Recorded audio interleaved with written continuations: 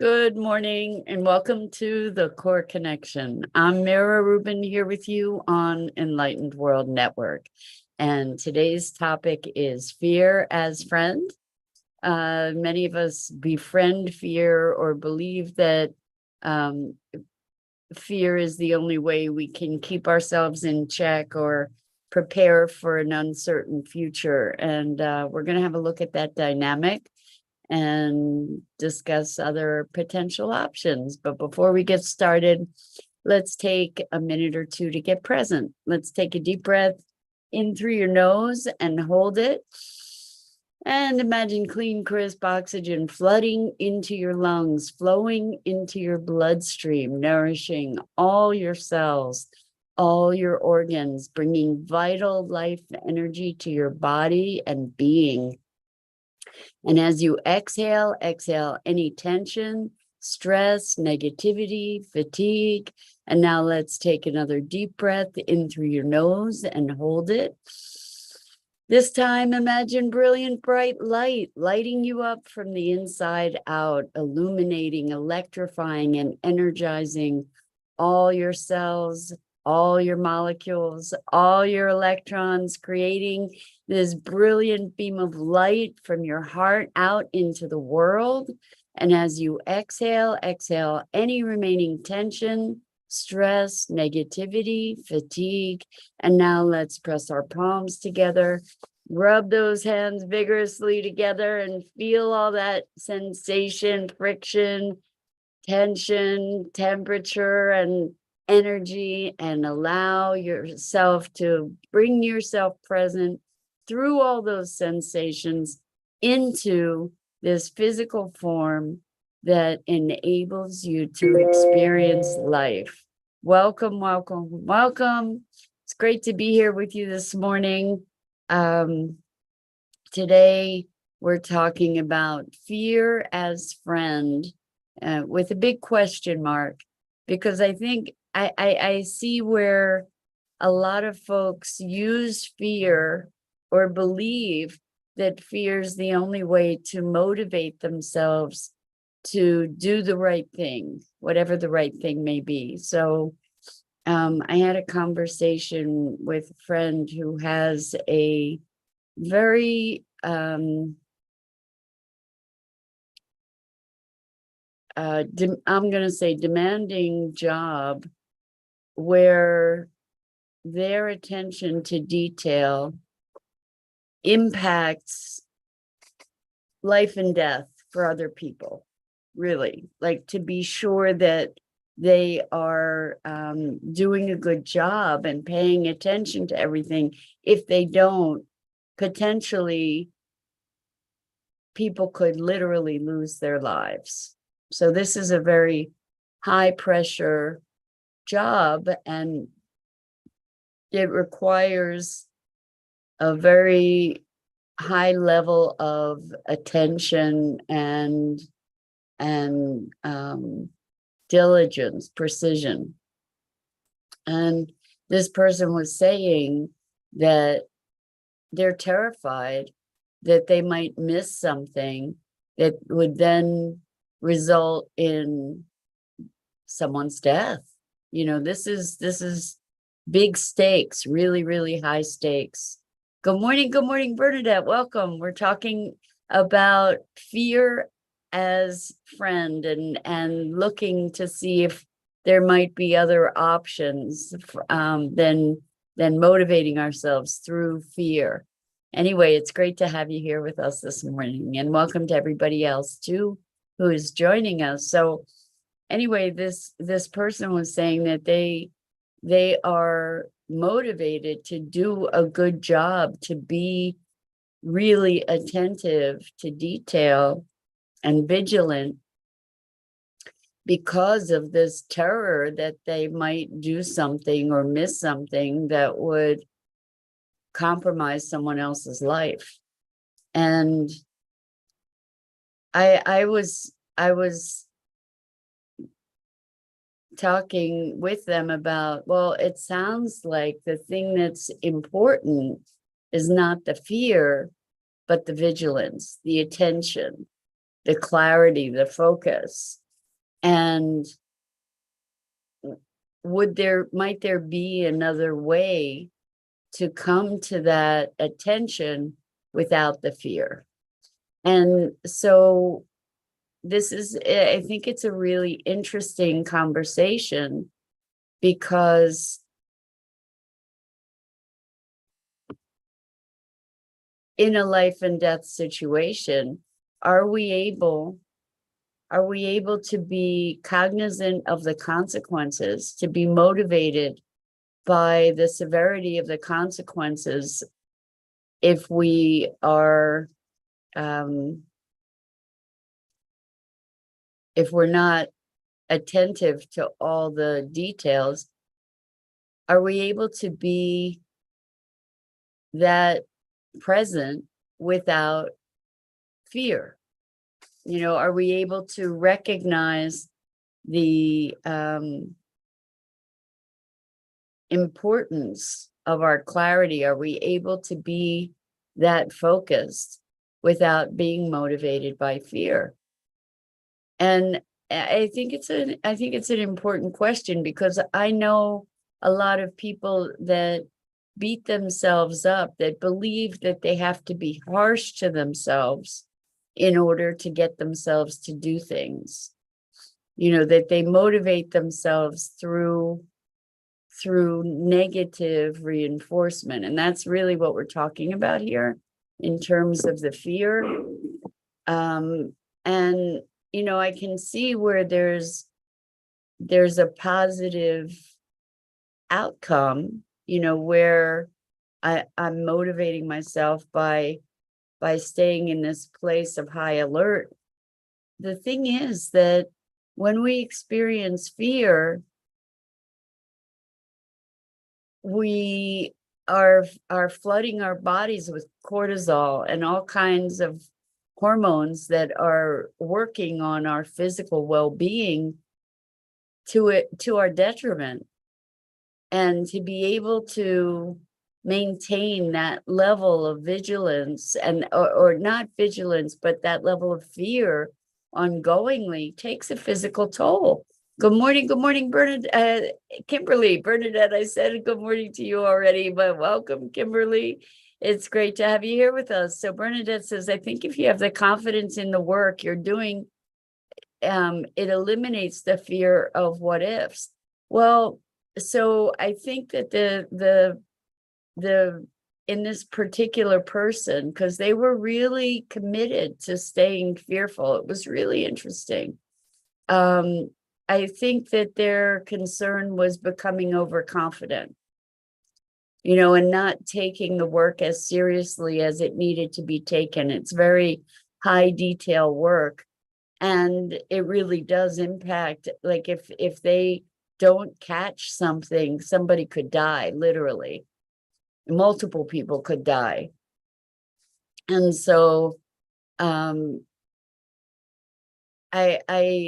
think it's a delicate balance to maintain the awareness of the consequence and the importance of that level of vigilance. And I'm wondering if it's possible to do that without being fearful. I tend to believe that it is. However, it takes, I think that it's not necessarily an easy step to take. So Bernadette says, so is that when ego of their abilities steps in? Well, if someone gets overconfident, they can be sloppy potentially, right? Like if they're assuming, oh, I know, I don't have to pay attention, that potentially they could get sloppy. And I think that this person protects themselves from getting sloppy by using fear. But I have also encountered, and the thing that arose in this conversation is that they were telling me that they look at every possible outcome, every possible and typically negative outcome that could occur in life, in order to prepare for that, that they're motivated for everything they do by fear. And I remember in my life, for a good portion of my life, my primary motivator was fear. And I know what a toll it took on me. And the thing is, this person's young, and I work with, and interestingly, not surprisingly, they come from a background where they experienced a lot of trauma. And so people who have experienced trauma are typically in a state of high alert, hypervigilance, being able to assess a situation, always being vigilant to be able to assess a situation for danger or hazard. And whether that's a perceived danger or a true danger, what happens is when we are exposed to that a dangerous situation, we become habituated to that behavior, to be on high alert all the time. And it takes a toll. It takes a toll physically, mentally, emotionally. And so I think that there's a place where we can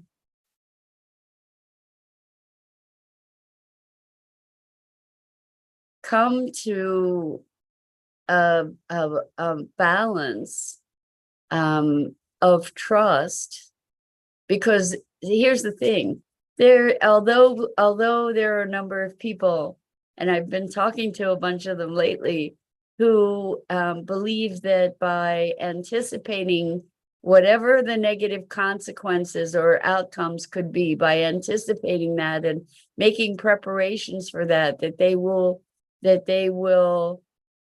be able to deal with anything. The truth is that we cannot anticipate every possible outcome, and these folks that are wired that way are not anticipating all the good possibilities that could occur too. Like, they think they're being realistic by looking at and preparing for any possible negativity. But what about the positive things that happen? What about things that they didn't anticipate, that they couldn't prepare for? And so again, this is a fear-based way of approaching life. And for me anyway, the antidote to that, because of the toll that it was taking, I wasn't able to enjoy life. I'm still learning how to enjoy life. But being on hyper alert, I can say for certain, and it has taken a huge toll on my body. But the antidote to that for me has been the hypothesis that I keep sharing with you guys. Life is happening for me and through me rather than to me.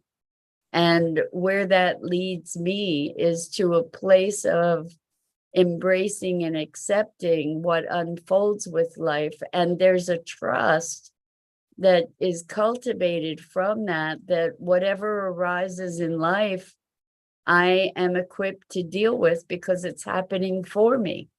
And so it's not that I don't need to take precautions. It's not that I get to ignore the signs of things and make considered decisions, but the element of fear becomes removed. It is not the deciding factor. It is not the underlying motivator in life. And that's a profound shift experientially, I can promise you.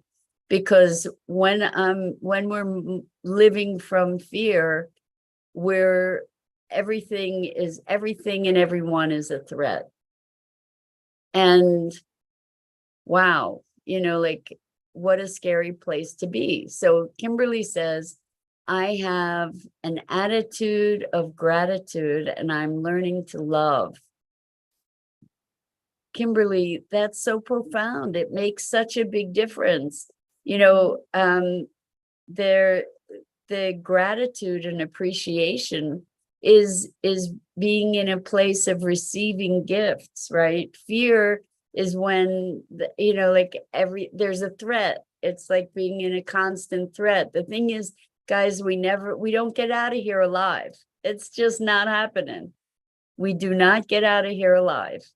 And so I think that there's a difference between facing our fears and nurturing our fears. And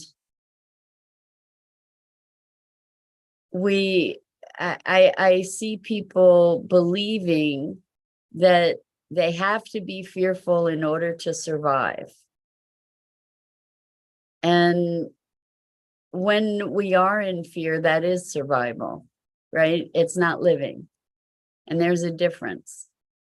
And Bernadette says, I thank the military for making me vigilant to my surroundings, but it would also make me feel proud that I see things coming quicker. I cannot imagine doing that with fear and living in the what ifs. So Bernadette, I love this, that you talked about the training from the military. This person also has that kind of training.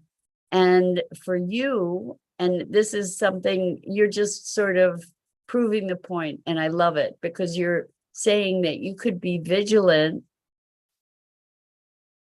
without the fear, that you can be alert to your surroundings.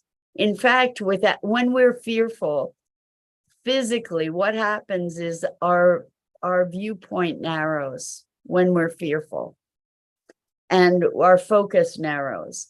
And so even if you're hyper vigilant with that fear, you're not seeing everything. So if we can come into a state of greater presence, we have a greater capacity to be present to what's around us, to be aware, to be vigilant, to be perceptive. Kimberly says, I'm alive, alert, enthusiastic. I love it, Kimberly. There's like the vitality that brings to life, rather than danger, danger, danger. If we're constantly living in a place of danger, it exhausts our physical being, because we are not built to be in a state of high alert all the time. And so it is, for this person, it was such a deeply, deeply held belief that fear was essential to keep them in line. But the thing is that was a function of their trauma. And also the belief that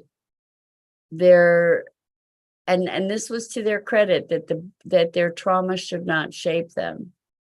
But the thing is, too, with trauma, we tend to either dwell in it or sequester it away. And it's really interesting, like, I get that we sequester it away as a survival mechanism, which is important. It helps us get through situations. However, what I've noticed is I have a lot of clients who are older, that are in their 50s and are contending with the traumas that they sequestered away, not because they're consciously trying to live through them, but because they have been subconsciously driven by them for their entire lives. So Bernadette says we're also calmer to see things if we're not in a place of fear. Exactly. 100%, Bernadette. When we're in that more Zen state, we can perceive more of what's going on. Exactly. So, it's really interesting. The folks that I'm working with have, in many cases, felt like they dealt with their traumas. And yet, those traumas insidiously have found a way to manipulate the behaviors that those people have lived out of for years and years and years in their lives without even realizing it. And so this is where, thank you, Bernadette says, dealt with or buried them. Exactly. If we can say, okay, that's done, it's not me anymore, I'm not at the effect of it, not necessarily true. I know that I had certain traumas that I was dealing with on all different levels for years and years and years, and yet they were still active. They were still active in my behaviors. They were still active in my perspectives. And so just this orientation to fear, you cannot, it was such an interesting conversation because it became so clear to me that this person really was not in a space to look at these things from a different vantage point.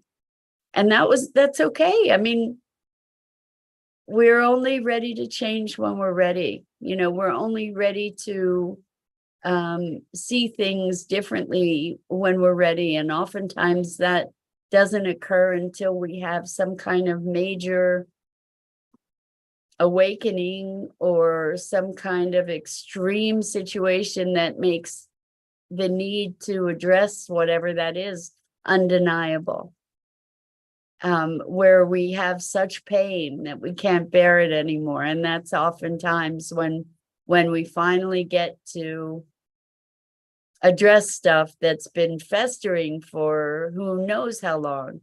Bernadette says, I'm 62 and still periodically have wounds show up that I had forgotten about.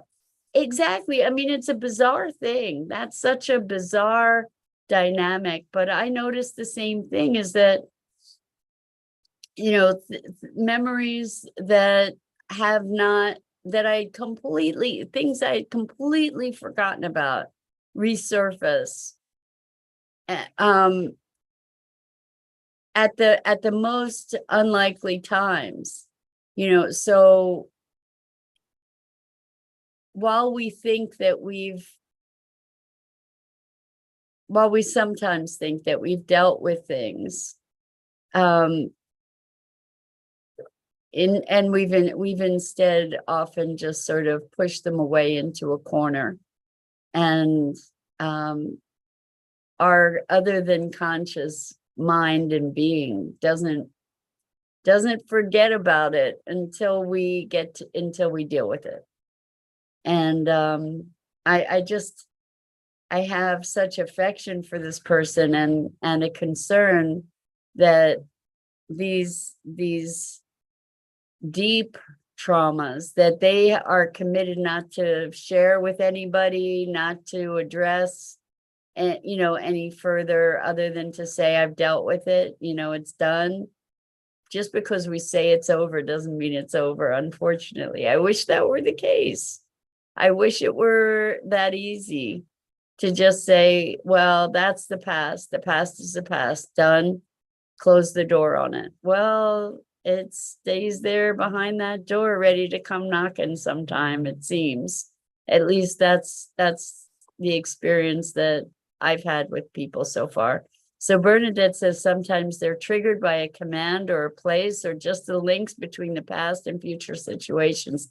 Exactly. Like I can't tell you, I've heard so many stories of people who have had a death in the family, somebody, you know, or the death of someone close to them, and they didn't even cry. And then years later, some seemingly superficial little thing happens, and this well of grief and despair just bubbles up out of seemingly nowhere because they hadn't really addressed the grief.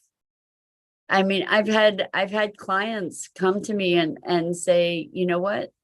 It would be a profound result if I could just cry again. I haven't been able to cry for years. You know, that there's this massive shutdown. And another client who walled off trauma so effectively that we're only approaching it in baby steps because there's such deep trauma that the prospect of addressing that trauma in itself is traumatic.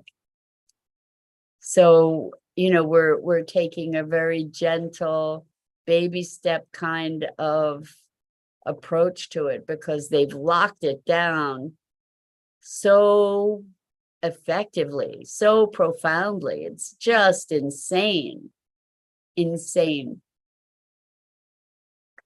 So I wonder when we look at the ways that we motivate ourselves. You know, I know people who talk to themselves really nasty to get themselves to do certain things. This is a function of how we were taught to treat ourselves.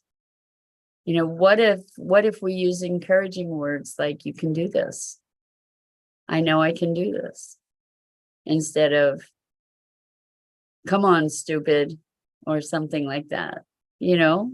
And it's like, wow, look how we learned how to treat ourselves by other people.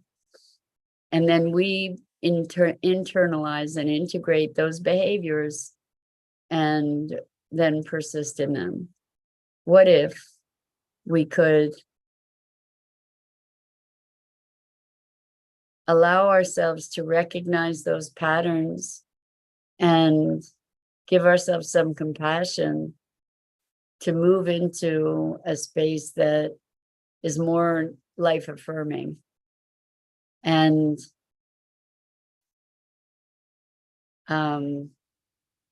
Bernadette says, we can also say to ourselves, that's my addition, I have survived every situation I've encountered so far. Exactly, Bernadette. Like, I'm still here.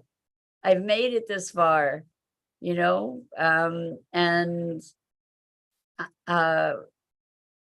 maybe, you know, I'm going to continue to triumph over these circumstances. I'm going to continue to figure it out.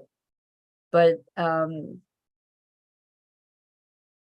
like I have people who put themselves down so they don't become too arrogant or full of themselves.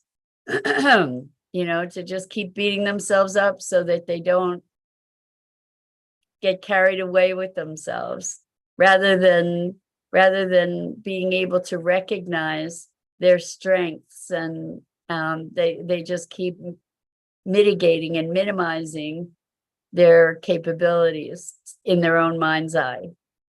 You know, it's kind of crazy that we do this stuff. It really is.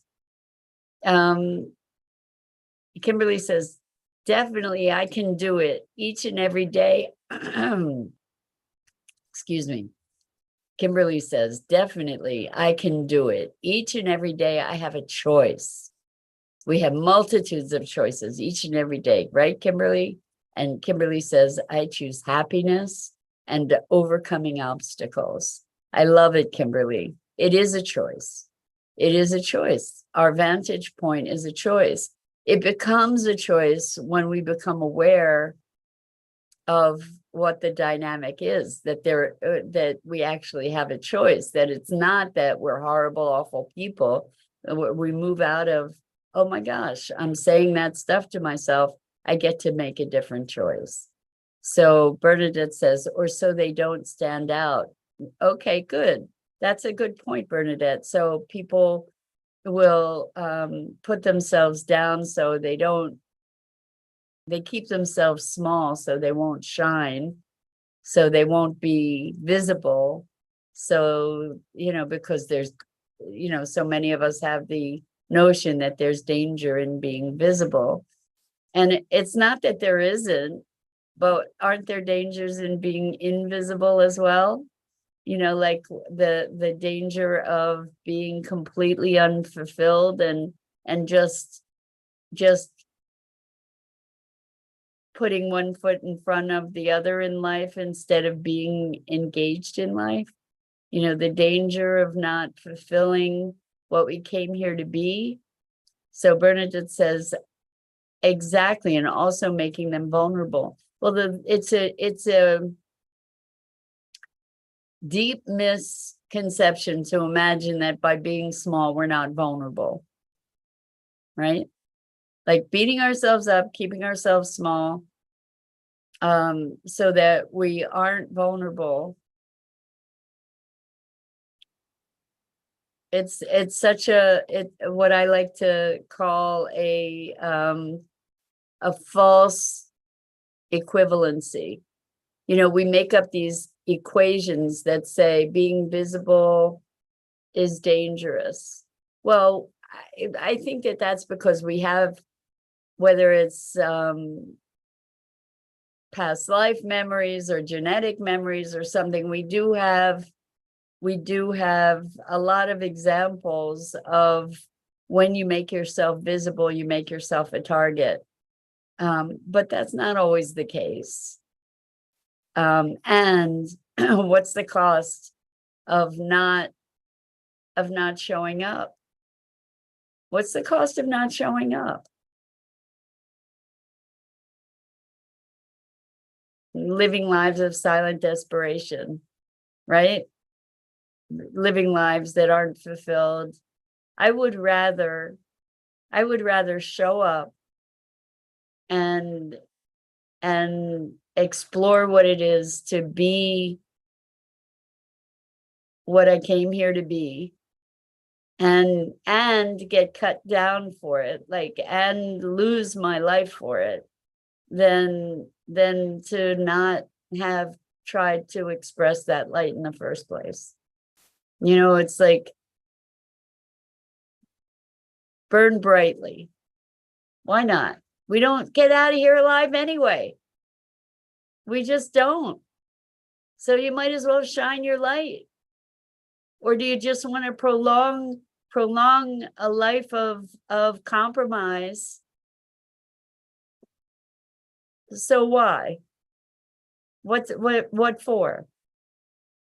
So Bernadette says, oh, we sure are when we are small, also vulnerable. Yes, we're vulnerable when we're small also.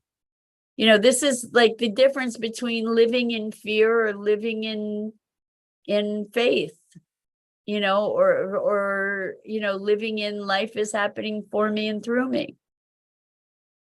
Which is going to bring your life more into fulfillment. Bernadette says, turtle in a shell comes to mind. Exactly. Kimberly says, easy way out. You know what? I don't think living a small life is necessarily an easy way out, because I think it brings its own miseries. Just people, shine your light. Shine your light. And some people will like it and some people won't. And okay, it is what it is. The thing is that you get to be what you came here to be. And the fear is the way that we